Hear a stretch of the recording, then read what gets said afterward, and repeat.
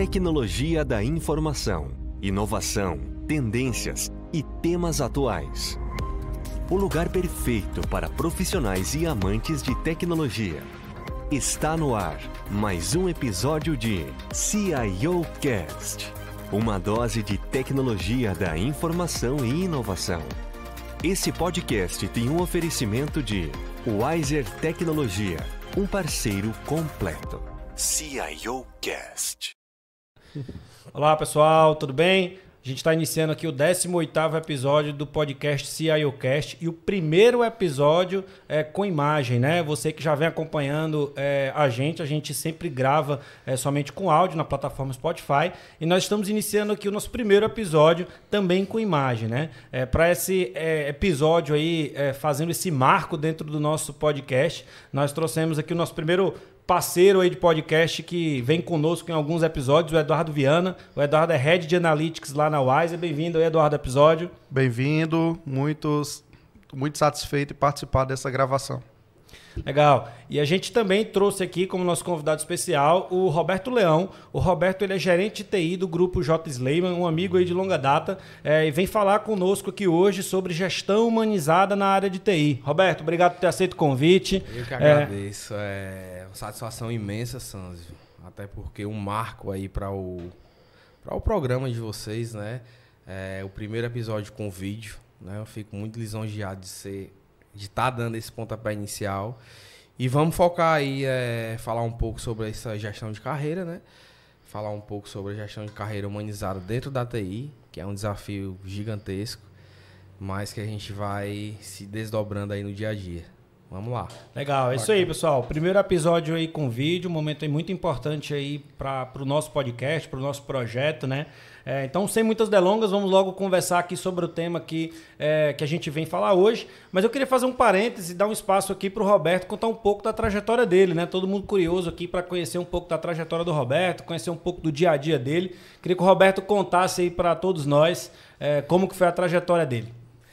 Então, é uma trajetória um pouco longa, apesar de eu achar ser pouca idade, né? 38 anos, eu me sinto uma pessoa... É jovem.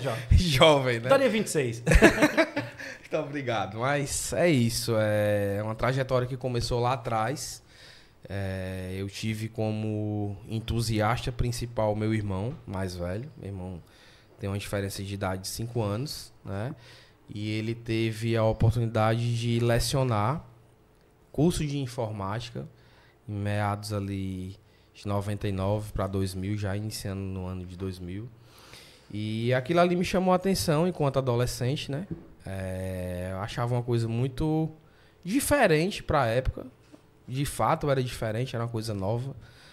O acesso à informática ele era muito primitivo e muito custoso, financeiramente falando.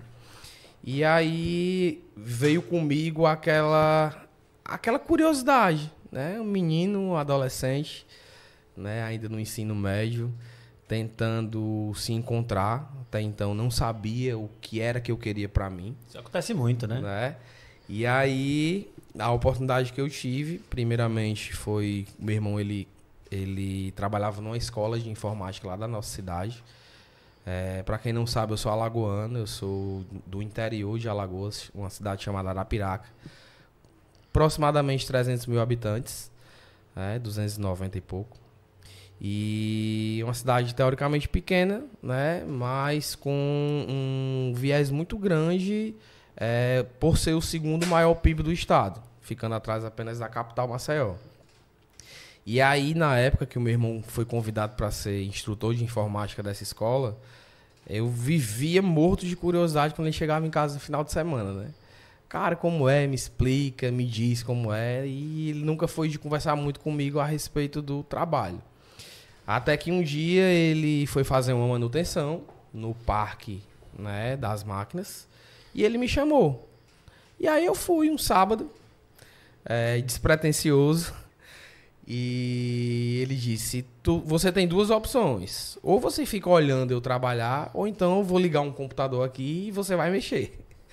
E aí eu disse, cara, eu vou optar pela segunda opção, né? Eu vou tentar mexer aqui, mesmo sem saber basicamente nada, nunca tinha tido contato com um computador.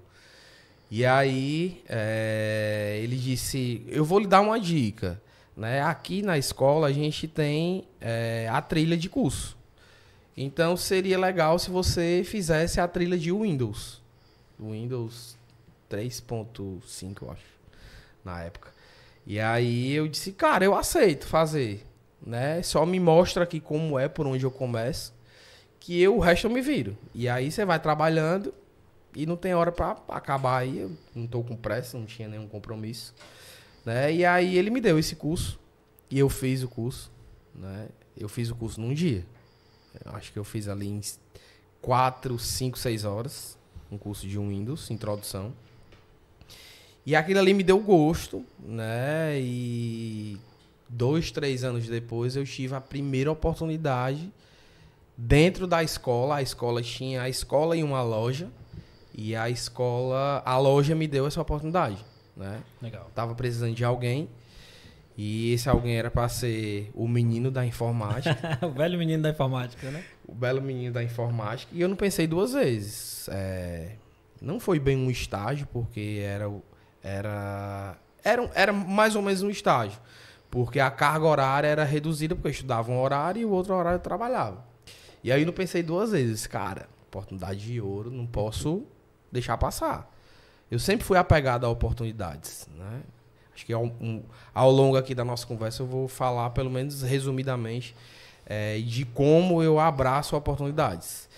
E aí eu tive essa oportunidade nessa loja de informática. Eu era o cara que levava choque, tomava poeira. Queimou muita fonte. Queimei muita fonte, queimei muito componente.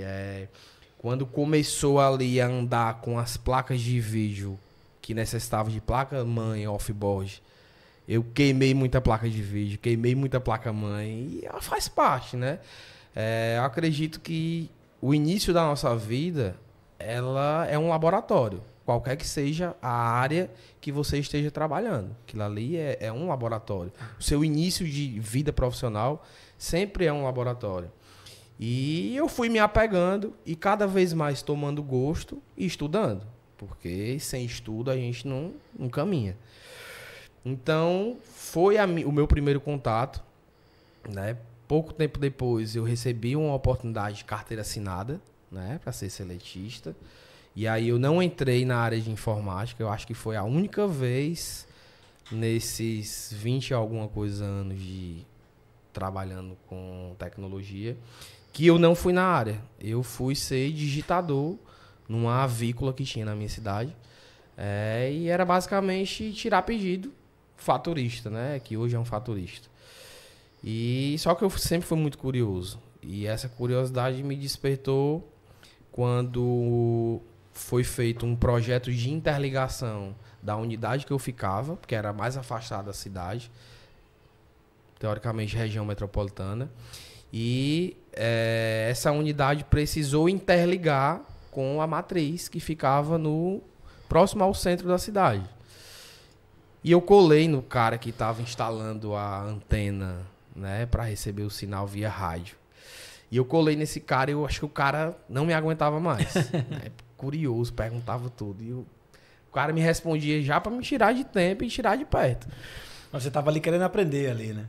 Sempre quis aprender, cara. É uma coisa que eu tomo até como um orgulho mesmo, né? Esse querer da aprendizagem, essa vontade de aprender, sempre tá querendo aprender. Eu sempre fui uma pessoa muito autodidata.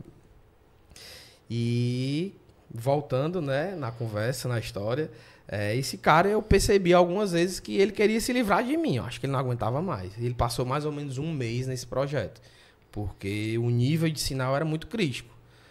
Uma parte da cidade era alta e a outra baixa.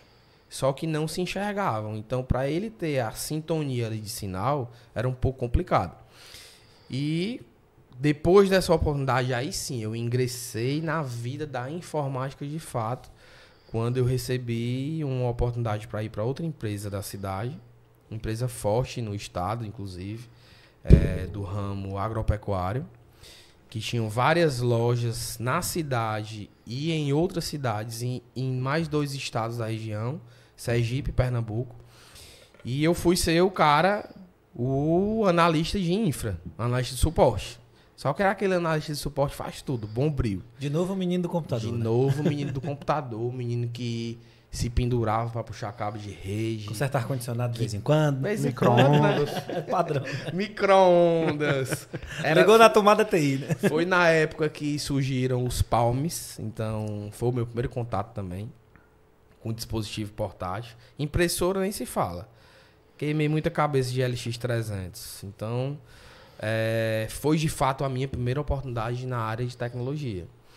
E dentro dessa empresa, eu tive um divisor de águas que foi o quê? Eu entrei na empresa logo na época que iria implantar o primeiro ERP. Até então era um sistema local. E como o volume de informação e a empresa foi crescendo, precisou de um ERP, óbvio. E foi quando eu tive esse divisor de água na minha carreira, porque não tinha ninguém para implantar, era só a Microsiga, que hoje é a TOTOS, né? E aí o meu gerente de TI na época me disse assim, cara, eu preciso de uma pessoa para acompanhar a implantação. E eu não vejo ninguém. Aí eu. Aí ele, sério, tu vai puxar para ti mais uma responsabilidade além da infra, eu vou. Que é preciso. E não era na pretensão de, financeiramente falando... Você queria desafio, você queria aprender, Eu queria aprender Era sede demais. de aprender algo novo, né? Muita sede de aprender algo novo. E aí eu trouxe aquilo ali pra mim e disse, cara, é como eu falei, né? Eu sempre fui uma pessoa de abraçar a oportunidade. Então ali foi mais uma oportunidade. Eu disse, agora é aqui que eu vou ficar. E fiquei me dividindo. Mês pra gente eu fazia uma coisa, mês pra gente fazia outra. E sempre insistindo e curiando a vida do analista que estava implantando. E muitas vezes chato, porque você tem uma pessoa ali no seu cangote o tempo todo. Ele tá fazendo o quê? Como é isso? Como é aquilo? É chato. Eu sei porque hoje eu sinto que é chato, né? E aí eu abracei demais essa oportunidade. Foi o meu primeiro contato com o ERP, com o Proteus. Eu acho que eu tenho uma vida muito longa de Proteus. Até porque dentro desse meu ciclo de trabalho com tecnologia, eu nunca trabalhei com outro ERP. Né? Sempre tiveram outros ERPs, mas no varejo, como Casa Magalhães ou XPDV, um Fortes da vida, né, com a parte de folha de pagamento. Mas sempre o ERP, o principal, sempre foi Proteus. Legal. E foi o Proteus que me levou para fora do país. Fora do estado e fora do país. Primeiramente, fora do estado. Quando eu aceitei um desafio de pegar minha mala, colocar a roupa e sair de Alagoas para Rondônia. Você foi longe. Eu fui, como dizem, onde o vento faz a curva. É o contrassenso total, né? Total, cara, sem familiar no local, nem por perto. Fui sozinho, com a cara e com a coragem. E aí eu desembarquei em Porto Velho. Coincidentemente, no dia do meu aniversário, na verdade, eu passei a noite do meu aniversário dentro de um avião. Porque eu saí Maceió, Brasília, Cuiabá, Porto Velho. Então, de 10 horas da noite até meia-noite eu estava dentro de um avião. Passei o meu aniversário dentro de um avião. E cheguei em Porto Velho, né? Para iniciar uma jornada na TOTOS, já era TOTOS, né? E cheio de desafios, cheio de expectativa, morrendo de medo de dar errado e de voltar para casa. Mas você foi pro outro lado da mesa, você foi pro lado de fornecedor. Eu fui pro lado de fornecedor. Qual era o ano? 2009, né? Foi antes de vir para cá. Sim. E Isso é bom porque você viveu o outro lado da mesa também, que faz, sem dúvida, aí, diferença na sua experiência, né? E eu já tive idas e vindas do lado de mesa, né? Sim. Tanto fui cliente como fui fornecedor em várias oportunidades. E aí eu cheguei, o meu maior medo era de dar errado, né? E ter que voltar para casa dos meus pais, e meu pai bater assim no meu ombro e dizer: eu disse a você que ia dar errado. Aí o meu medo era esse. Cada vez mais que eu sentia medo, eu tomava aquilo ali como força, né? Com força de vontade de continuar, de aprender, né? Sempre tive muita sede de aprender. O medo te derruba ou te impulsiona, né? Exato. Ou te consome ali, ou, né, te leva para um nível maior. E aí, com 3 meses que eu estava em Porto Velho, né, a franquia que eu trabalhei era Acre, Rondônia e Mato Grosso. Tive a oportunidade de ir uma semana para o Acre, coisa de louco, né? Tem muita gente que diz assim, o Acre existe mesmo. Existe. Tive que tomar 14 vacinas para poder ir para Rio Branco. E passei uma semana, fui acompanhar um projeto que já estava... Era a operação assistida, né? Fui acompanhar, já para pegar a expertise e um pouquinho de experiência. E aí, quando eu voltei para Rondônia, quando eu voltei para Porto Velho, eu fiquei 3 meses em Porto Velho. E aí, a movimentação da franquia era toda 80% lá no Mato Grosso, né? Tinha a sede da franquia, era em Cuiabá. E aí, me mandaram para Cuiabá. Tem um projeto que eu tinha expertise em frente de loja, porque na minha primeira oportunidade, a empresa tinha frente de loja. E o recurso frente de loja, nessa época, não era quase escasso. E aí, eu acho que aproveitaram e falaram assim, não... Tem esse cara aí, vamos jogar ele pros leões, né? Vamos ver se ele se responde, se de fato valeu a pena trazer ele pra cá. Fui, já tava na festa, né? E tinha que dançar, conforme a música. E aí, eu fui pra Cuiabá, cheguei em Cuiabá, lembro como hoje, eu cheguei numa segunda-feira, só fiz colocar a mala no hotel... E fui para a sede da TOTS, né? TOTS Cuiabá. Passei o dia lá recebendo uma integração, entendendo. No outro dia, os caras disseram aqui, ó, sua passagem, você vai para Barra do Garças. Nunca que eu tinha ouvido falar na minha vida onde era isso aí. Mas era uma cidade que fazia divisa com o estado do Goiás. Então era lá no finalzinho mesmo do Mato Grosso. E, coincidentemente, nessa época, estavam gravando uma novela lá da Globo. Né? Os meus amigos de trabalho na época brincavam muito porque era a Cléo Pires, que ela era uma índia, e lá tem uma cachoeira que eu não cheguei a presenciar, né? Eu vi poucas vezes alguns atores, mas era o ponte do final de semana dos cidadãos lá da Barra do Garças. Era cachoeira. Era ir pra cachoeira ver a Cléo Pires gravando a novela. Né? Era o evento. E eu nunca ficava no final de semana lá. Sempre no final de semana eu voltava pra Cuiabá. Eu nunca tive a oportunidade. Mas aí eu fui e foi um desafio muito gigante, porque logo no primeiro mês eu achei que não ia dar certo. Né? Muito difícil. A cultura muito local, assim, muito forte mesmo. Eu acho que todo local tem a sua cultura muito forte, muito enraizada. E eu achei que não ia dar certo, né? Logo no primeiro mês eu senti vontade de voltar. Toda vez que eu sentia vontade de voltar, eu lembrava do meu pai. Eu falei que não ia dar certo. Eu vou aguentar mais um pouquinho. Aguentei o primeiro mês. E aí me desliguei desse pensamento de não ia dar certo. Comecei a focar que ia dar certo. Já no segundo mês, eu fui premiado, acho que pelo meu esforço, né? Eu fui premiado como profissional revelação, como analista revelação. E aí, nos 3 meses seguintes, todo mês eu era premiado, né? Eu recebi 4 vezes a mesma premiação. E aquilo ali me deu muito gosto e me deu mais tranquilidade de continuar, né?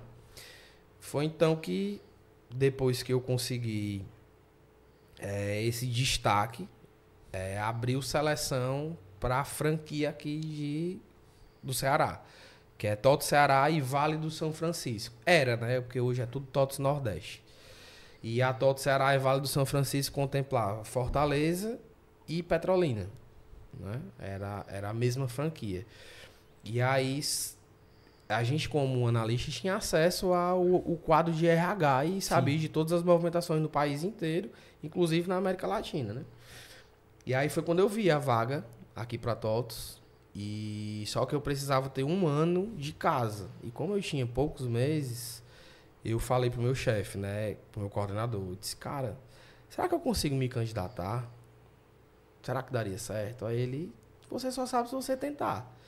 E aí eu tentei. Na outra semana eu fiz a entrevista, né? E eu tive que ser desligado para ser admitido aqui.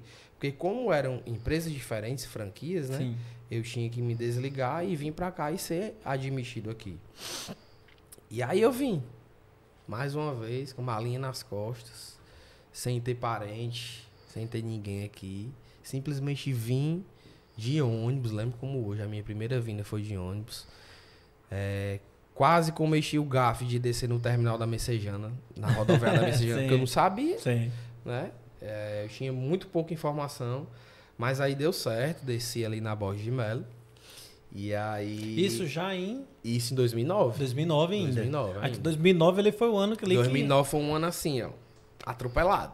Rodou o Brasil quase todo. Quase tudo, né? Saí do Nordeste lá para o Norte e depois desci pro Nordeste de novo.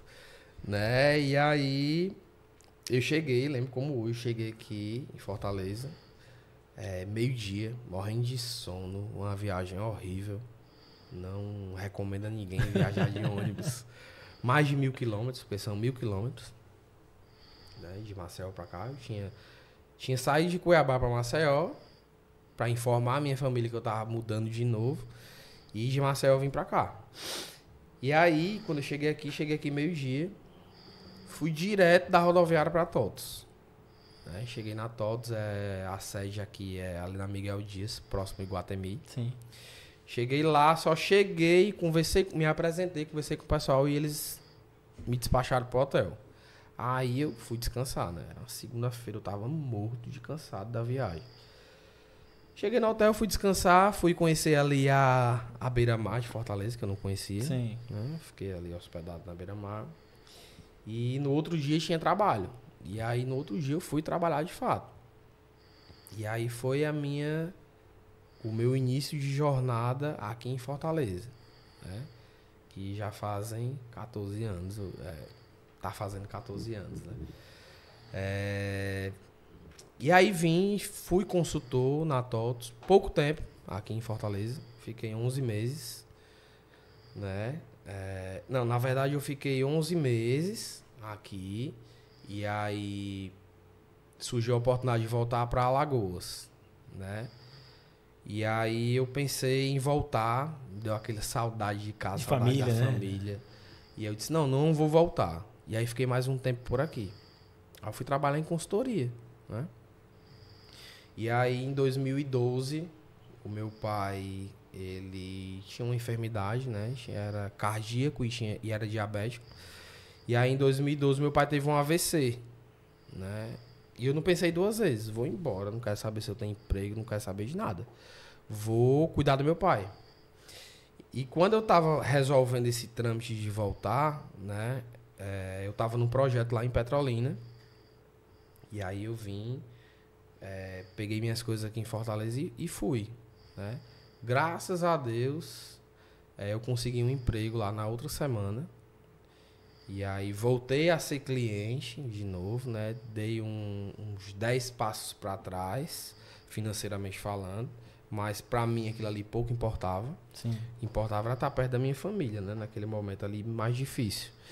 E aí eu fiquei em Alagoas de 2012 até outubro de 2013. Foi quando meu pai faleceu. Meu pai faleceu e aí eu sabia que eu não ia sustentar a barra. E minha mãe era muito apegada ao meu pai, né? E aí eu falei pra minha mãe, não vou aguentar ficar aqui. Se eu for ficar aqui, eu vou fazer besteira, eu não tô com cabeça, eu preciso trabalhar, eu preciso ocupar minha mente. Foi quando eu decidi voltar pra cá. E aí em novembro de 2013 eu voltei pra cá, né? Pra uma consultoria hoje que é muito famosa aqui, uma consultoria de Proteus. Os donos na época eram meus amigos, a gente dividiu o apartamento aqui em Fortaleza. E aí eles me convidaram para dar um apoio num projeto que eles estavam de final de ano, sem promessa. Quer vir? Venha. Eu vou na hora. Em novembro eu vim embora para cá. voltei. E aí quando eu voltei, eu fiquei trabalhando com os caras, né? A promessa era entregar o projeto, era uma migração de ERP. A empresa estava saindo do Proteus para o SAP. Então era um desafio gigante, porque não ia migrar totalmente. Ia migrar 80%, ia ficar com folha de pagamento e um pedacinho do contábil e fiscal até virar de vez, né? E ir quase tudo para o SAP, deixando só folha de pagamento, recursos humanos dentro do Proteus. E aí eu lembro como hoje que no Natal de 2013 a gente estava lá no cliente fazendo a migração dele, porque senão não dava tempo, fazendo os fechamentos. E eu lembro que eu virei à noite do dia 24 pro dia 25. Natal literalmente, você tá falando. Trabalhando. E aconteceu a mesma coisa com o dia 31 de dezembro, no Réveillon. A gente passou o 31 de dezembro. Eu lembro que eu fui para lá no dia 31 e saí de lá no dia 2 de janeiro. Já 2014, virando 2014. E aí eu fiquei, os caras me chamaram para trabalhar nessa consultoria, eu fiquei com eles. Fiquei até junho, quando eu recebi a proposta de outra consultoria, que estava começando. E aí eu fui para essa outra consultoria, Proteus também. E aí fiquei com essa consultoria. E aí essa consultoria ela acabou, porque eram 2 sócios, né? E eles tinham pensamentos diferentes. E aí resolveram acabar com a consultoria. E aí eu fiquei com um pé na frente e outro atrás, porque eu não sabia o que fazer. Né? Era o seu plano A, né? Era o seu plano A. Era o meu plano A, não tinha plano B, plano C, não tinha nada. Era o plano A e era ele e pronto. E aí eu sempre fui muito de fazer network, né? E nessa época tava bombando muito o Skype. Então, quem trabalhava com Proteus tinha muito grupo de Skype. E aí eu conhecia várias pessoas ao longo do Brasil e a gente mantinha contato pelo Skype. Foi quando uma amiga, que ela é do Maranhão, e ela tava numa consultoria no Rio de Janeiro. Ela disse, venha pra cá. Aí eu parei, disse, rapaz, de novo. Mas não tinha nada em vista. Fecharam muitas portas aqui pra mim na época. Achei até, né, ossos do ofício. Sim. E aí eu fui pro Rio de Janeiro. Em outubro de 2014 eu fui pro Rio de Janeiro. E fui logo apagar um incêndio lá no cliente que estava 3 meses sem funcionar. E a gente fez com que esse cliente funcionasse. E quando eu estava ali entrando em dezembro de 2014, o dono da consultoria que eu trabalhava disse assim, tu tem passaporte? Aí eu tenho não. Teu RG é novo? Aí eu, meu RG eu tirei agora, em 2014. Tinha tirado uma segunda via aqui em Fortaleza. Aí ele, então pronto. Aí eu, por que isso? Não, segunda-feira eu lhe falo. Sexta-feira. Segunda-feira eu lhe falo. Aí, quando foi segunda-feira, ele abre o teu e-mail. Aí eu abri meu e-mail e tinha lá uma passagem no meu nome pra ir pra Lima, no Peru. Aí eu, sério? Ele, sério. Tu vai salvar alguns clientes lá em Lima. Esse mal não fala espanhol, não. Isso não te vira. Aí fui. Fui em dezembro de 2014, uma semana antes do Natal. Foi bem na semana que eu perdi meu avô. No dia que eu tava embarcando no avião, eu perdi meu avô. Tinha o que fazer, né? E lá em Alagoas, eu não tinha como sair do Rio de Janeiro para Alagoas de última hora. E já tava embarcando para Lima. E aí eu fui, passei uma semana em Lima, finalzinho de 2014. E entender como era, saber onde era que eu ia ficar, onde era que eu ia morar. E em janeiro eu ia de vez, né? Só que eu ia ilegal. Como é o ilegal? Eu não tinha visto de trabalho. Eu ia... turista. Turista. Eu ia, trabalhava 3 meses, voltava pro Brasil, ficava 15 dias aqui e depois voltava para lá. E nessas idas e vindas eu fiquei 1 ano e 8 meses. Tempo demais para adaptação. E toda vez que eu vinha, né, ou eu vinha para Fortaleza, ou eu vinha para Alagoas, voltava para Fortaleza e ia para Lima. E voltava para Lima. E eu sustentei essa brincadeira aí até meio de 2016, quando uma empresa aqui me chamou para... Eles iam implantar Proteus e eles me chamaram para cá. E aí eu vou na hora, doido para voltar pro Brasil. Aqui em Fortaleza ainda eu vou. Pensei 2 vezes. Arrumei a bolsa, ó. Tô indo. Que é onde você tá hoje. Não é onde eu tô hoje, né? E aí eu vim pra essa empresa lá no Maranguape, né? E aí eu achei melhor morar no Maracanaú, porque era mais próximo, né? Dava 7 minutos da minha casa pra empresa. Aluguei uma casa lá no Maracanaú, fiquei por lá. E ainda fiquei nessa empresa 11 meses. E aí tinha uma rotatividade muito grande de consultoria na implantação, né, do Proteus nessa empresa. E a matriz, na verdade a matriz era aqui, mas a direção ficava toda em São Paulo. E tinha muita rotatividade na cadeira de gestão da TI. Até de gestão de TI. Né? E aí, nesse disse-me-disse, eu disse, rapaz, sabe de uma coisa, dá pra mim aqui não. Tá ficando ruim, financeiramente tá ficando ruim. Eu vou procurar outra coisa. E aí foi quando eu tive a minha primeira experiência na gestão. Né? Eu fui para uma empresa que não existe mais hoje, que é a RM, não é a infraestrutura, mas era braço da infraestrutura, era a RM Energia. Né? Eu fui convidado para ser coordenador de TI lá, mas é aquele coordenador analista, né? Sim. Que você tem que executar. Sim.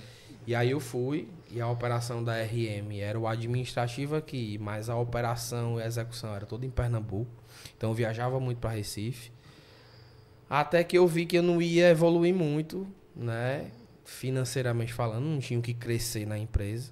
A empresa já estava assim, muito ruim financeiramente falando. E aí surgiu um processo seletivo para TOTOS de novo. Um namoro, vai e volta. Só que dessa vez era diferente, era para ir para TOTOS Argentina. E esse processo ele começou em dezembro de 2017 e ele veio terminar em fevereiro de 2018. Já tava com o espanhol na bagagem lá do Peru. Já tava com o espanhol na bagagem afiado, mas recebi uma professora particular, né, que me ensinou muito, porque eu sabia o espanhol na tora, né, na necessidade. E aí ela, de fato, ela me ensinou o espanhol. Que, na verdade, na Argentina não fala espanhol, fala castelhano. A pronúncia, inclusive, é totalmente diferente. Então, eu tive esse contato com a professora, um contato aperfeiçoado, né? Eu decidi aceitar o desafio de ir. Não sabia que a Argentina financeiramente estava quebrada. E eu fui, 2018. Olhei para minha esposa, que é minha esposa hoje. Eu vinha namorando com ela já desde 2016, né? Eu olhei pra ela e disse assim, vamos casar. Aí ela, deixa eu me formar. Aí ela se formou. Aí eu, vamos casar. Ela, deixa eu arrumar um emprego. Aí ela arrumou um emprego. Aí eu, vamos casar. Ela, vamos não. Tô indo pra Argentina. Puxei o trem pra Argentina. Arrumei a mala, tudo pronto lá, moradia, tudo visto de trabalho. Fui totalmente legal. Né? Inclusive eu tenho identidade argentina, né? Estrangeiro. E aí eu fui em abril, de março para abril. E quando foi em maio, eu descobri que em junho eu ia começar a pagar para trabalhar. Porque a moeda totalmente desvalorizada, né? Extremamente desvalorizada. E eu ia começar a pagar para trabalhar. E eu comecei a entrar num pequeno surto, né, psicológico. E pensar em vir embora. Pingava alguma coisa aqui, nada de emprego, nada. E aí eu rezava. Por sorte, né, o trabalho, eu tinha a opção de ficar home office, então não saí do meu apartamento, não saí da minha região que eu morava. Tentei morar na melhor região de Buenos Aires, morei ali na Recoleta. Então eu morava a alguns metros daquela flor lá, Floralis genérica, né? E eu tentava fazer a minha vida ali, o meu dia a dia ali. E aí foi quando, em outubro de 2018, eu não aguentava mais. E aí eu liguei pra minha esposa e falei assim, vou embora. Aí ela, você vai pra onde? Aí eu vou voltar pra Alagoas. Ah, e tem alguma coisa lá? Eu disse, tem não. Ela, não, venha pra cá. Aí eu disse, mas eu não tenho mais onde morar aí não. Ela, não, você fica aqui na casa da minha mãe. Já falei com ela. Aí, ó, Era só o que eu queria. Nessa época era namorada ainda. Nessa época era namorada, né? Era noiva. Eu tinha pedido ela em casamento na festa de formatura dela. E aí eu vim em outubro. Você vê como as coisas de Deus, elas não falham. Porque eu cheguei aqui no dia 18 de outubro, numa quinta-feira. No dia que eu cheguei, que eu coloquei o chip no meu celular, no aeroporto ainda, que eu desci do avião, meu telefone tocou. Um amigo aqui de longa data que tinha trabalhado comigo no Atotos. Roberto, tá por onde? Cara, eu acabei de descer do avião. Aí ele, tu vai me ajudar? Eu em quê? Se eu tô com um cliente aqui e eu preciso de mão. Aí eu não acredito não. Tu pode começar hoje? Eu disse, não, hoje eu não posso não. Inclusive eu tinha uma viagem programada pro final de semana e não conseguia, né, firmar esse acordo já na quinta-feira. E aí, mas eu disse pra ele, cara, na segunda-feira dá certo. Aí ele, dá certo pra ti, dá certo pra mim. Segunda-feira, 8 horas da manhã eu tava lá na porta do cliente dele. Me apresentou, fiquei 15 dias lá nesse cliente. Pra quem não tinha nada, ali foi um recomeço, de fato. Sim. E aí eu já vinha em namoro com uma empresa aqui de cosméticos, que o cara tava precisando de uma pessoa que conhecia o Proteus, e ele precisava gerir uma equipe pequena, e ele disse, cara, venha ser meu gerente daí. E aí eu fui. Passei 6 meses nessa empresa, né? Recebi o convite para ser coordenador de TI em outra empresa, para ganhar menos, com a promessa de que eu ia receber em dia. E aí eu disse, cara, se é para eu estar num local ganhando 10, atrasado, todo mês, eu prefiro ganhar 8, recebendo em dia. E aí eu fui para casa dos relojoeiros, né? Cheguei na casa dos relojoeiros, e aí eu fiquei lá de 2019, de março de 2019 até junho de 2020. Isso é pandemia, né? Antes, no durante, no ali já, pré, né? E no durante, né? E aí foi um desafio gigante pra mim, porque assim que eu voltei, aí a minha esposa disse, agora eu vou casar. Aí casou, né? A gente casou em 2020. E aí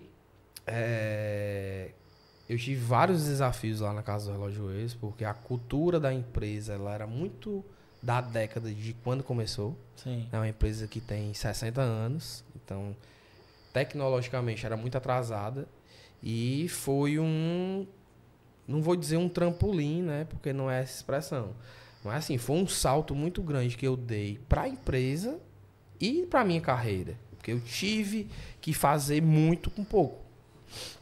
Eu sabia do desafio que eu tinha de investimento, não tinha investimento, né, então o desafio era fazer muito com pouco. E aí eu fui, né? Passei o 2019 inteiro e 2020 veio a infelicidade da pandemia, né? E como eu era PJ, sou jurídica, né? Não tinha muitos benefícios. E aí em 2020, no início da pandemia, a gente negociou que ia ter uma redução de 50% de salário. Só que eu já estava participando do processo seletivo lá no DAG, né? No grupo J. Lehman. Sim. E o meu processo seletivo ele se estendeu de fevereiro até junho. Foi por conta da pandemia. Era um momento de incerteza, né? Ninguém sabia o que ia acontecer e quanto tempo ia durar a pandemia, né? Para todo mundo, né? Foi uma coisa ali totalmente inesperada. E aí eu aceitei, eu fiz o processo inteiro e aí em junho eu fui chamado. Meu desligamento da casa dos relojoeiros foi muito tranquilo, né? Agradeço demais o tempo que eu passei lá e o aprendizado que foi para mim. Consegui fazer muita coisa, consegui evoluir como pessoa também, porque para você ter passado um período desse, pandemia, né? O nível de resiliência ele tem que ir lá para cima. Verdade. Então, quando eu fui chamado para ir para o grupo J. Lehman como coordenador de TI, e aí o meu gestor era o Rodrigo, na época que eu cheguei. E Rodrigo, aí, inclusive, gravou um episódio com a gente aqui, né? Acho que foi o 4º episódio, né? Me recordo, sim. E aí é outra pessoa que eu sou muito grato também pelo aprendizado e o convívio. Né? Eu já era amigo do Rodrigo antes de entrar na empresa.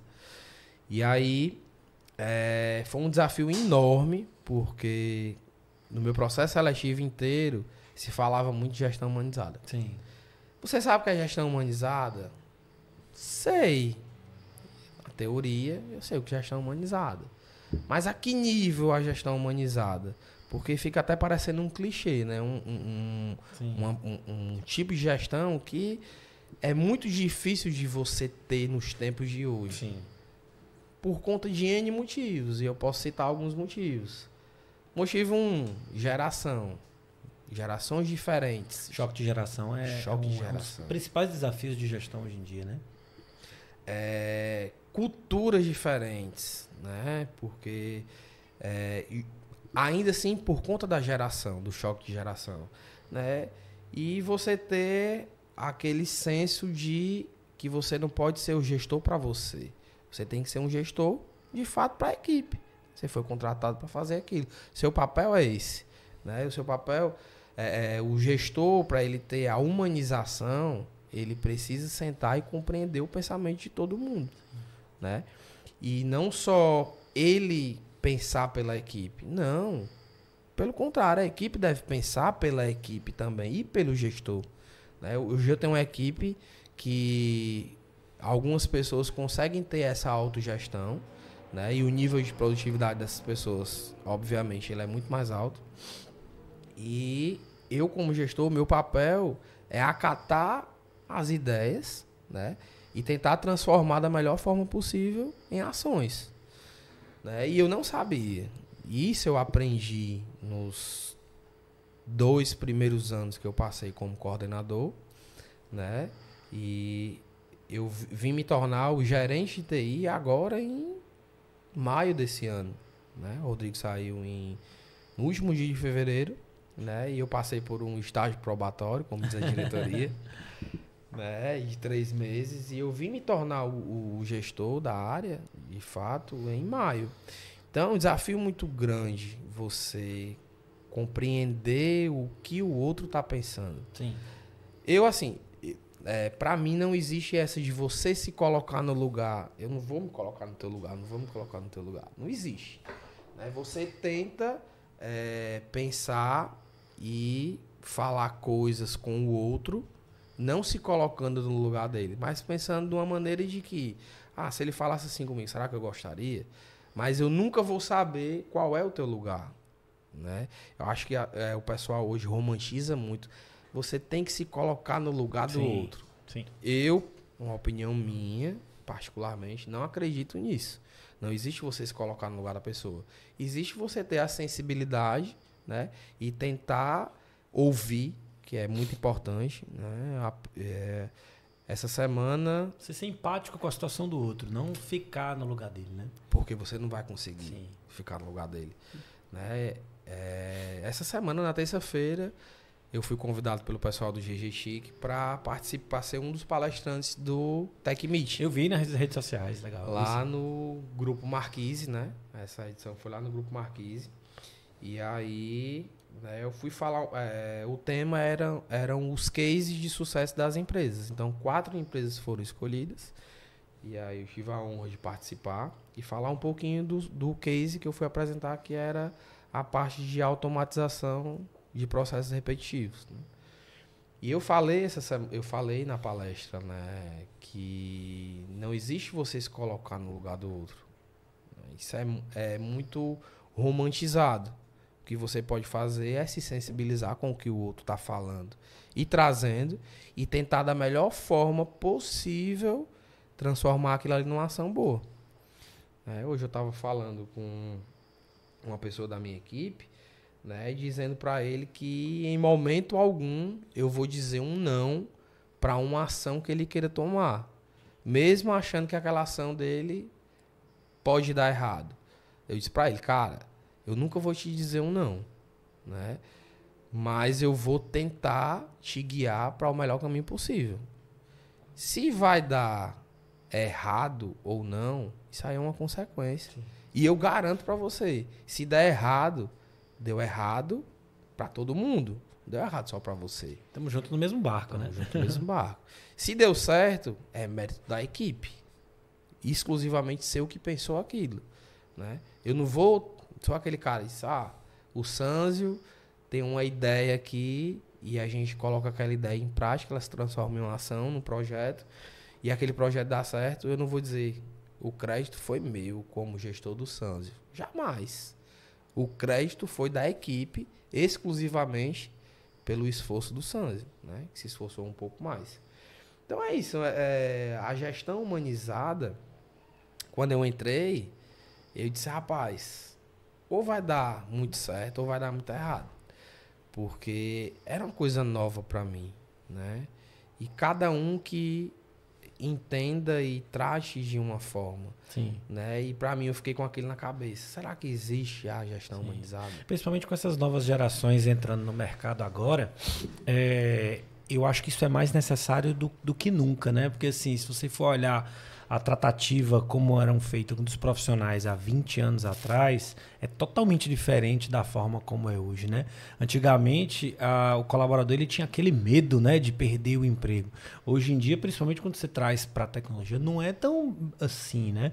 A concorrência é muito grande, as pessoas quando se tem falhas de gestão, os profissionais não aguentam mais assédio, toda aquela parte. Então, assim, de fato, você precisa estar muito bem, melhor alinhado, né? Nesses quesitos, principalmente com choque de geração, né? As gerações mais novas, e eu já tive algumas experiências, tem uma pegada de uma cobrança um pouco diferente, né? Você não é a forma como você cobra as outras gerações. Eles enxergam o mundo um pouco diferente. E assim, talvez são coisas que você não consegue mudar, né? Você tem que se adaptar a esse tipo de gestão, né? Se você pega aí uma pessoa aí de 18, 19 anos entrando no mercado de trabalho, ela tem a cabeça muito diferente de você quando você entrou no mercado de trabalho com 18, 19 anos, né? Eu tinha 18, 19 anos, eu tinha que trabalhar, não via a hora lá da saída, ganhava a mesma coisa, não ganhava nada mais. Mas hoje em dia isso não existe mais, né? Inclusive os profissionais que estão entrando no mercado de trabalho, eles nem enxergam da forma como nós enxergávamos lá quando a gente estava entrando no mercado de trabalho, né? Então, assim, eu entendo que uma parte da gestão humanizada, mais uma vez, né, não se colocando no lugar do outro, mas entendendo, inclusive, essas diferenças de pensamento, eu acho que faz parte aí, né? Faz parte aí do todo, né?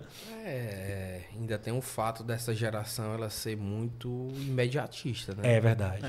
Até porque, você tocando nesse ponto, eu me lembrando, você está falando todo o seu tempo que você levou aí de viagens, de mudanças, de aprendizados. E enquanto isso também foi acompanhando a tecnologia, né? Porque, tipo, você falou em 2009. 2009 não tinha nem WhatsApp. Você falar hoje para uma pessoa que está se formando com 19, 20 anos, não entende isso, né? Então, assim, no início você teve muito que aprender por conta própria e tentando achar onde você iria aprender isso. Né, colando atrás do cara lá que estava lá fazendo, como é que ele faz? Deixa eu ver. Né? Então, assim, teve muito o aprender, vendo, se relacionando, criando aquela cultura de estar próximo de outras pessoas. E hoje em dia a gente vê um pouquinho de inversão, porque tem muita informação hoje na rede. Então, você tem muita gente que aprende assim, ó, eu já aprendi, eu já vi isso aqui, eu já sei fazer. Só que aí tem os outros viés na história, né? Então, assim, essa mudança de cultura também foi muito também por conta da tecnologia, né? De você sair de um ponto que não tinha informação, era tudo muito escasso, muito difícil, para o que está acontecendo hoje. Né? Tem informação em todo lugar, né? E a todo instante. E a todo instante. E o que é agora, daqui a 5 minutos, eu não sei se é mais a mesma coisa, né? O Roberto falou uma questão do imediatismo, e é fantástico quando você fala na geração atual. Por exemplo, eu lembro quando eu estava no começo de carreira, e aí uma vez o meu líder me falou assim, não, você tem que fazer isso, para daqui a 5 anos você ser promovido. Cara, você se imagina falando isso hoje para uma pessoa da geração nova, o cara vai embora. Ele não vai jamais aguentar 5 anos se ele já tiver com essa cabeça de ser promovido. Não estou dizendo que ele vai ser promovido, né? Porque ele tem que ter ali as competências técnicas, né? E não técnicas, porque hoje em dia também não é só técnica. Mas se você fala que você tem um planejamento para a pessoa ser promovida daqui a 5 anos, assusta. Dificilmente será colocado por conta do imediatismo. Tudo é para hoje, né? Ninguém mais planeja aí mais a longo prazo, é tudo curto prazo, né? Então, assim, um dos principais um dos principais pontos nesse choque de geração que eu vejo é isso. E isso talvez pode explicar a quantidade de exaustão mental que tem, principalmente dos mais novos agora que estão entrando no mercado de trabalho. Né? É burnout para todo lado, é síndrome do pânico para todo lado. Eu sei que a pandemia contribuiu muito para isso, mas eu acho que essa ansiedade, esse imediatismo, é tudo para ontem, eu acho que vem colaborando muito para isso. Né? E aí a gestão humanizada entra totalmente dentro disso. Né? Você está falando com seres humanos que também têm problemas, inclusive fora do trabalho, né, que acarretam no trabalho, né? Como todos nós. Como todos nós, né? Eu lembro que antigamente você falava, os problemas da sua casa você deixa na porta da empresa. Isso é mentira, isso não existe. Isso não existe, não. Você é o se mesmo alguém Eduardo. Aprendeu isso. Não, mas antigamente tinha muito isso, né? Se alguém aprendeu você é o mesmo isso, Roberto. Ensinar. Não tem esse negócio de eu chego em casa, o problema do trabalho, deixo em casa. Cara, é difícil. Assim como os de casa vão pro trabalho, né? Você é um só, você tem uma cabeça, você tem um emocional, você tem uma memória. Não tem como isolar isso totalmente, né? E até lembrando de um fato até engraçado, né? Quando você fala assim que os problemas de casa você deixa em casa e os problemas do trabalho você deixa no trabalho. Aconteceu uma situação muito engraçada comigo. Eu fui trabalhar numa empresa e não é que eu consiga deixar os meus problemas de casa na porta do trabalho, mas eu sou uma pessoa que eu tento ser leve. Né? Tenta fazer um bypass ali, né? Eu tento fazer. Isso aí é meu, é da minha índole, é da minha essência, né? E eu fui trabalhar numa empresa. Com 15 dias que eu estava trabalhando nessa empresa, eu fui chamado pela diretoria da empresa. Eu disse, eita, deu merda. Vou lá. Fui lá de peito aberto, sorrindo, como sempre. E aí, quando eu cheguei na sala, o diretor, senta aí. Aí eu, como é que tá? Tá gostando? Eu vejo que você é um cara que se relaciona muito bem com todo mundo. Tô gostando. É um desafio muito grande. Tô gostando sim. Tá bom, mas eu não lhe chamei aqui, não foi pra saber do trabalho, não. Foi pra falar um pouco do seu comportamental. Aí eu... O que eu fiz, né? Travei. Aí eu, pois não. Não, é porque eu recebi algumas reclamações de que você é uma pessoa que você ri muito. De que você dá muito bom dia, boa tarde. E eu... Oi? Eu nunca tinha ouvido reclamação dessa aí, não. Travei. Aí ele eu queria entender como é isso aí, seu comportamento. Aí eu... Não, senhor. Todo dia que eu chego aqui, que eu saio ou que eu passo pelas pessoas, eu tenho um costume e a educação de cumprimentar. Se isso é errado aqui dentro, eu tô no lugar errado. Não pense dessa forma. É só porque as pessoas não estão acostumadas aqui com sorrisos. Eu fico imaginando como é que se tratava, hein? Aí eu... Será que eu tô no lugar certo? É isso que você tem que avaliar, né? Chamou minha atenção, né? Foi um ponto de atenção ali que eu fiquei ponderando enquanto eu estive nessa empresa. Né? Então as pessoas estão tão bitoladas em trabalhar, em executar o seu serviço, sim, que elas não querem saber se o Sânzio tá bem em casa, né? Se ele tem o que jantar, se ele tem o que almoçar. Sim. Se ele tem filho, se o filho dele tá passando por algum problema. Se ele tá com saúde, se tem problema. Não, quer saber.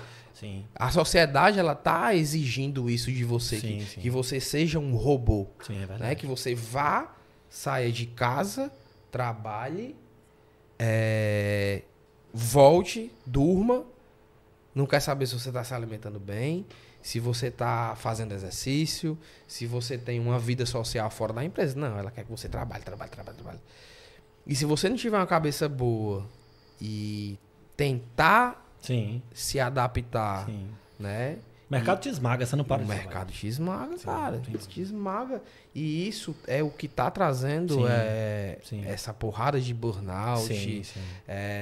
E o que eu acho interessante, né, assim, eu já passei por algumas experiências no passado, alguns anos atrás, se romantiza tanto essa rotina exaustiva de tem até aquela frase absurda que eu acho, inclusive, aquela trabalha enquanto eles dormem, estudam, não tem, né?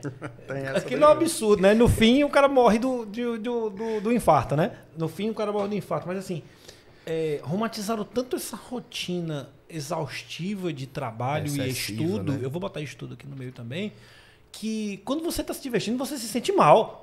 Né? Você se sente mal, o seu cérebro fica, eu tenho que trabalhar. Não, pera, né? Então, será assim, que eu tô fazendo certo? Assim, tá aqui. Se você tá sorrindo, é um problema. Né? Exatamente. E assim, e até no outro podcast que eu participei, eu falei isso. Cara, esse negócio de ficar também trabalhando, vai trabalhar domingo, vai trabalhar feriado, salvo raríssimas exceções de alguém que está começando uma empresa, alguma coisa assim. Cara, se você está trabalhando também todo final de semana direto, tem alguma coisa errada. Né? Então, assim, onde se tem excesso, tem alguma coisa errada. Salvo raríssimas exceções aí no começo de uma empresa, aí tudo bem. Mas quando não é isso, é complicado isso, né? De você se matar ali, às vezes para dar atenção à família, né? E até para você dar espaço para sua mente também. Ninguém é robô, né? Será que compensa? Exato. Será que vale? Sim. Né? Será que esse dinheiro vale? Sim. Né? Infelizmente, a gente vive um mundo capitalista. Sim. E quem falar que trabalha... Que quer te engolir o tempo inteiro, né? Quem falar que trabalha por amor... Sim. É mentira. Sim. Né? Me desculpa aí se alguém trabalha por amor. amor. Um dia eu quero trabalhar por amor, mas ainda é por dinheiro. Os dois, um pouco de cada. Né? Quem fala que trabalha por amor é mentira. Né? E eu acho que chega um momento que a gente tem que colocar o pé no freio. Né? Eu vinha de uma jornada de trabalho muito cansativa antes de entrar no J. Slayman. Porque a gente estava em constante mudança, muda de prédio e trabalhava muda a infraestrutura, porque vai para outro prédio, prepara, deixa tudo pronto, testa, valida, deu certo. Eu vinha de uma jornada muito, muito excessiva. Quando eu cheguei lá no J. Slayman, eu lembro como hoje, na primeira semana, quando foi numa quarta-feira, 6 horas da noite, eu recebi uma ligação e disse, não, eu vou fazer agora. Segura aí, daqui uns 30 minutos eu te falo. Aí o Rodrigo olhou pra minha cara e disse, ei, pode ir embora, viu? Que ninguém paga hora extra, você tem família, né? Vá cuidar da sua família, vá curtir a sua vida, você tem uma vida fora daqui. Aí eu tava tão acelerado que aquilo ali, se eu não tivesse entendido, pra mim seria um banho de água fria. Sim. Eu teria pensado, poxa, será que eu vou dar certo aqui? Sim. Né? Não, você fica até se questionando, né? Será que eu sou tão importante mesmo? O cara tá mandando embora, né? Sim, mas pelo contrário. É um conceito bem diferente desse, né? Eu tomei aquilo ali pra mim e hoje, quando eu tô quando dá 6 horas, que eu vejo alguém que fica lá sozinho, eu espero ali uns 10 minutos, espero mais 10, deu 20, aí eu vou lá. Tá precisando de alguma coisa? Isso aí é muito urgente que você não pode deixar pra amanhã? Sim. Não, eu posso deixar pra amanhã. Então vá pra casa, vá cuidar da sua vida, vai estudar. Você é casado, vá curtir sua esposa, seus filhos. Vá fazer alguma atividade e não você se atolar ali em trabalho, exercendo trabalho, funções. Vai chegar em casa estressado, vai chegar em casa, vai dormir e acabou. Ali. E no outro dia tu vai ter que estar lá 8 horas da manhã. Sim. E no outro dia 8 horas da manhã. Sim. E assim vai. Sim. E é uma bolha. Sim. Né? Aquilo ali vai chegar um momento que essa bolha ela vai te engolir. Sim. Pode ter certeza. Sim. Lá na frente a conta chega, né? A conta chega. Até porque, se você for avaliar, quando você fica nessa rotina de workaholic, trabalhando o tempo todo, você chega em casa, você vai brigar com a mulher, vai brigar com o filho, enfim, você não tem saúde mental para outras coisas fora o trabalho, né? Então tem que se pensar muito bem isso. A pandemia ela amplificou muito, não é que ela mostrou, não, começou até a partir de agora, não. Antes mesmo já se falava sobre a cultura da felicidade nas empresas, querer implantar algo que fizesse com que os colaboradores se sentissem felizes em estar lá. Não é simplesmente eu amo trabalhar. Não, não. Você tem que ser feliz. Isso aqui faz parte da sua vida também. Sim. Né? Eu lembro do tempo que tinha aquela propaganda que o Ortobon fazia. Né? Um terço da sua vida você passa sobre ele. Né? Um terço da sua vida você passa no trabalho. Então é muito importante você entender que esse um terço também compõe quem é você. Você ser feliz também, né, no trabalho. Senão ninguém aguenta. Ninguém aguenta muito tempo, né? Ninguém aguenta. Você fica numa prisão ali, né? E eu não sei vocês. Eu acho assim, pra mim, falando por mim, por falta de maturidade, quando eu escutava uma coisa dessa, cultura da felicidade na empresa, eu ria. Sim. Como assim? Que baboseira é essa, né? E aí, que mundo esse povo tá vivendo? Eu jogava nesse time também. Né? Errado. Porque a gente tá num excesso tão grande de trabalho Sim. ali que você só quer saber de trabalhar. Sim. Eu quero engolir meu trabalho. Sim. Eu ria. Eu sou super-homem, né? Eu sou o bichão. Sim. Eu ria mesmo. Sim. Cara, esse povo vive num mundo... Em outro planeta, né? Em outro planeta. Ô, Roberto, deixa eu te fazer uma pergunta, já que a gente está entrando aqui na reta final do episódio. Qual o recado que você dá para o gestor de TI que ainda não trata gestão humanizada, que é o gestor de demanda, que eu sempre falo, é o roteador de demanda, né? Aquele roteador de demanda que ele pega demanda, joga para um analista. Aquele gestor que de fato não faz gestão de pessoas, faz gestão de demandas, como eu sempre falo, né? Olha ali o roteador de demanda, né? Qual o recado que você dá aí para esse gestor aí que está totalmente desatualizado? Qual o recado que você dá aí para esse gestor de demandas aí, para ele virar aí um gestor de pessoas? Eu acho que o principal recado é você ter muita resiliência, né?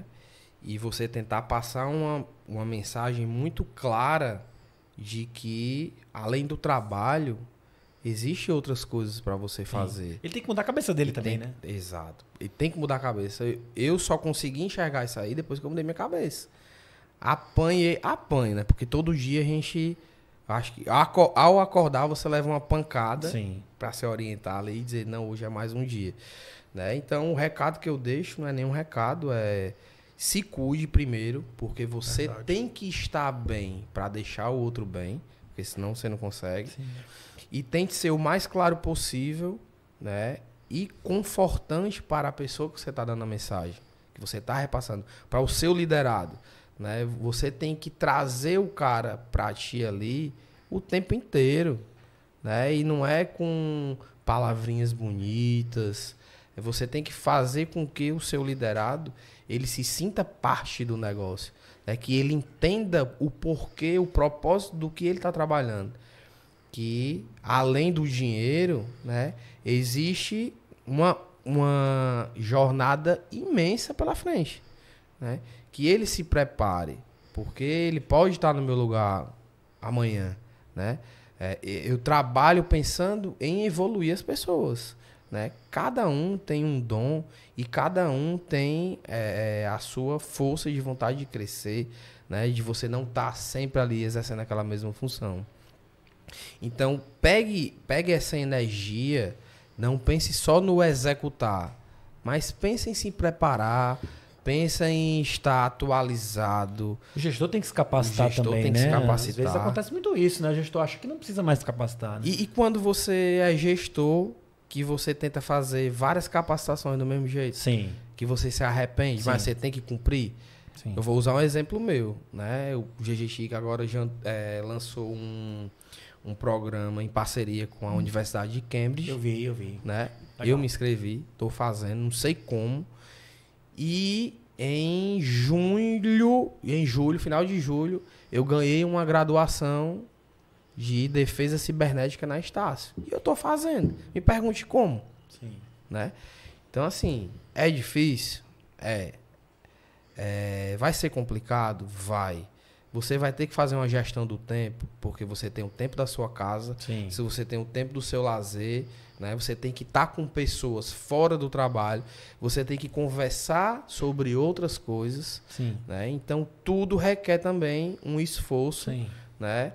E algo temporário também, né? E é algo temporário. E requer algumas renúncias. Sim. Então, se você souber dosar, né, o tanto que você vai se dar para cada atividade, com certeza você vai ter tempo para tudo.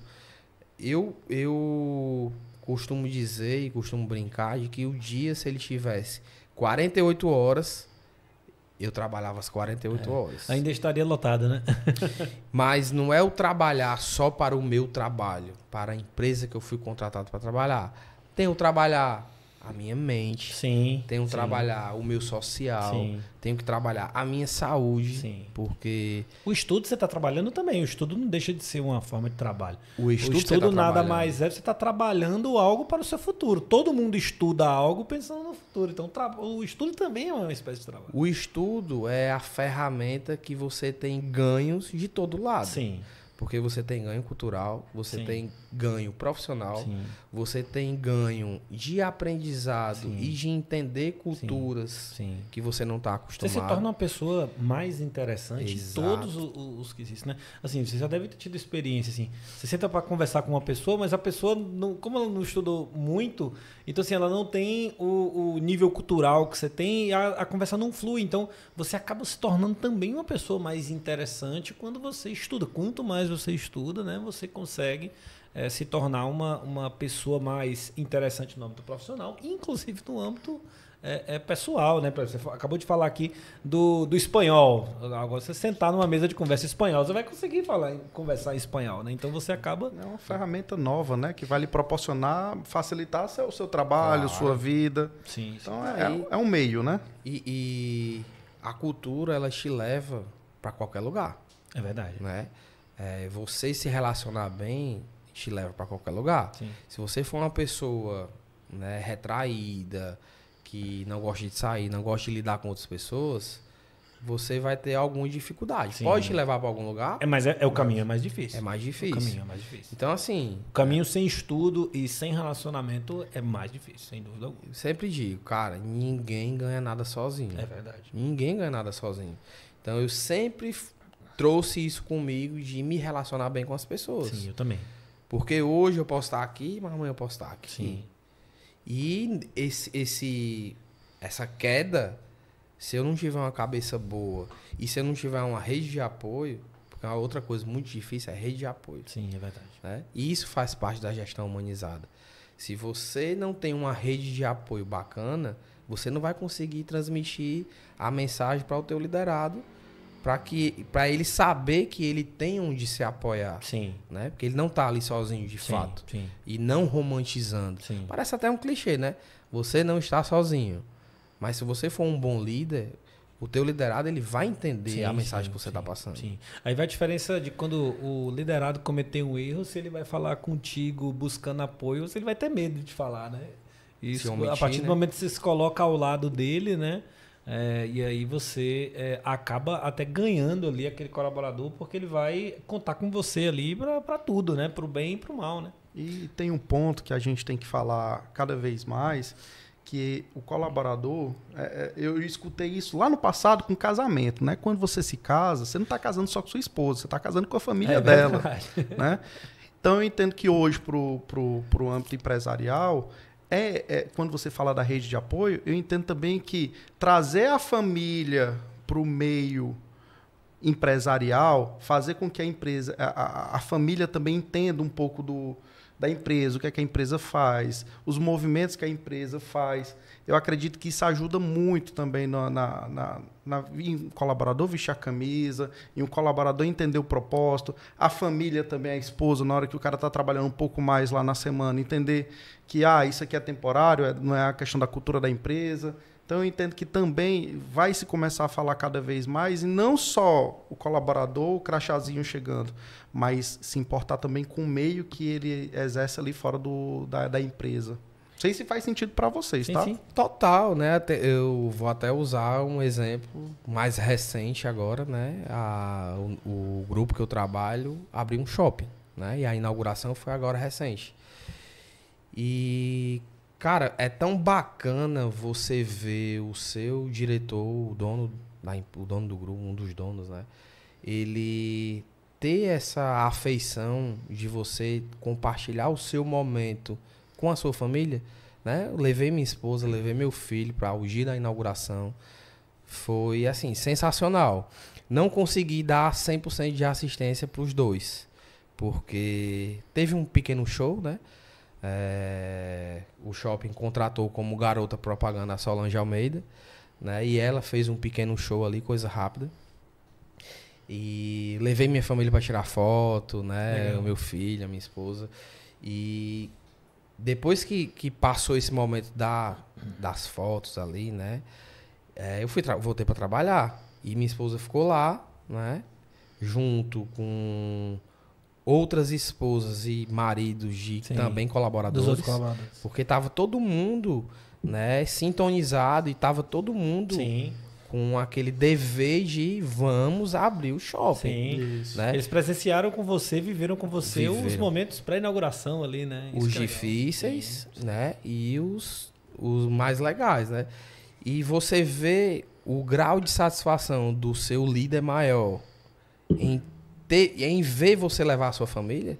Isso aí não tem salário do mundo que pague. Sim. É o tal do salário emocional, Sim. né? Porque se fosse antigamente, quem tem a cabeça um pouco atrasada, né? Alguns empresários, eles iriam dizer, não, você não vai nem participar da inauguração. Sim. Ainda mais trazer... Você tem que estar passando cabo aí, né?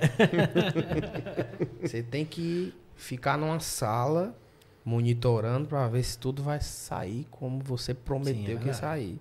E não, cara, foi um momento de total descontração. Legal. Né? A gente vê ali o meu filho brincando, pulando, correndo, assistindo o show, ver a minha esposa também.